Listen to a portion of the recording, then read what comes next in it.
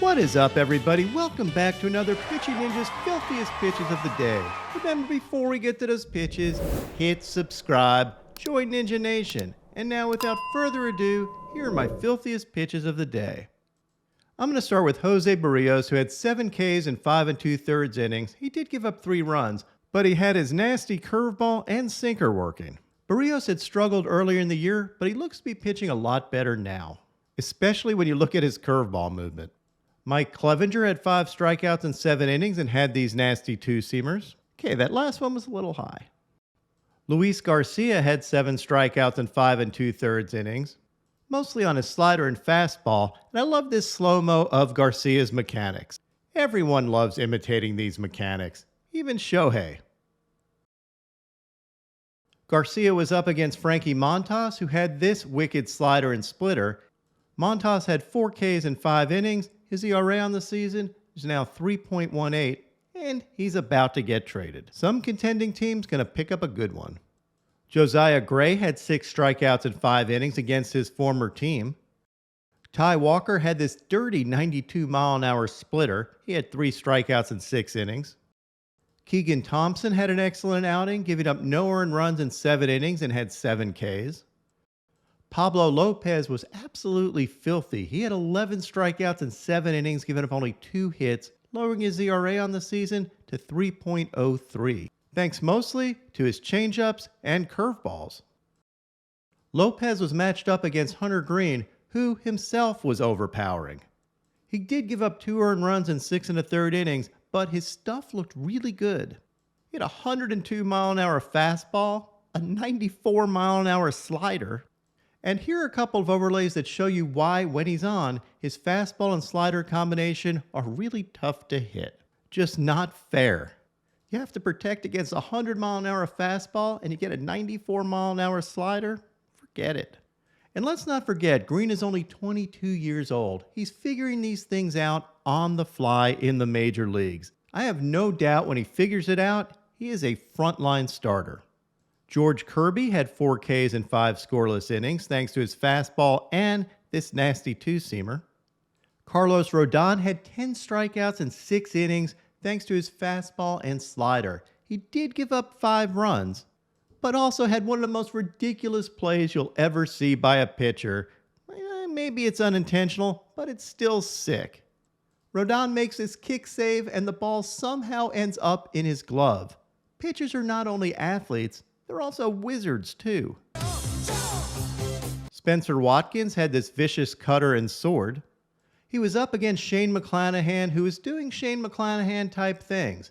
Shane had 7 strikeouts in 7 innings, giving up 2 runs, both on home runs.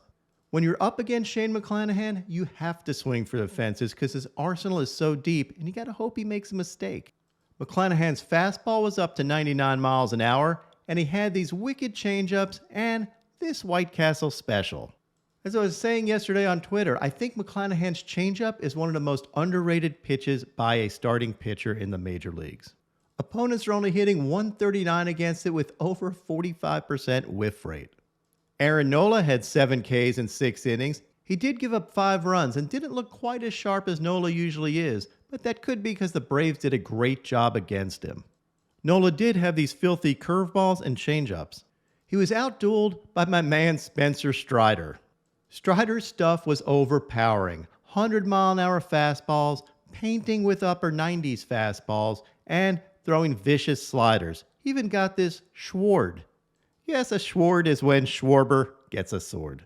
Strider had 6 Ks in 6 innings, giving up only 1 run and 3 hits. And he remains one of the most fun pitchers to watch in baseball. Now on to my filthiest relievers. Colin McHugh had this pretty 75-mile-an-hour slow curveball. Alex Lang had this filth. Gregory Soto was throwing flames. Hunter Harvey had this sick changeup. Adam Ottavino had this sinker and slider that I overlaid, and look how tough that would be. I love when pitches crisscross.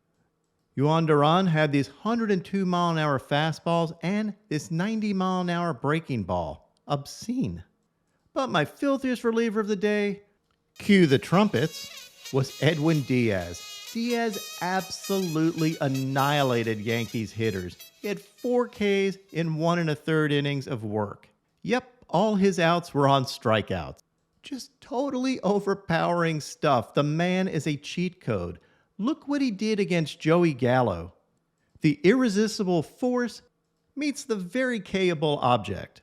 And here's an overlay of Diaz's 100-mile-an-hour fastball and his slider, and this sums up why he is so unhittable.